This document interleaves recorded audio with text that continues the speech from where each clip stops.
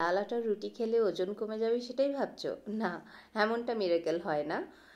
কার বডিতে কতটুকু ক্যালোরি দরকার সেটার উপর ডিপেন্ড করে কে কতটুকু খাওয়া খাবে।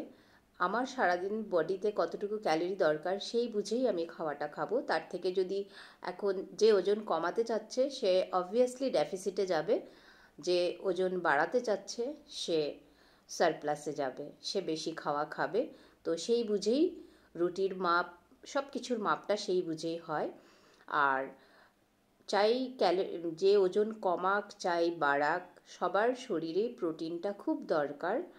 সো প্রোটিন আমাদের খাওয়া উচিত, প্রোটিনটাকে বাদ দিলে চলবে না। সেটা এখন যারা ভিগান আছে তারা তো অবভিয়াসলি অ্যানিম্যাল প্রোটিন খাবে না, তারা প্লান্ট প্রোটিন খাবে। আর আমরা যারা ননভেজ আছি তারা খেতেই পারি। তো থ্যাংক ইউ, একটা লাইক করে দিও।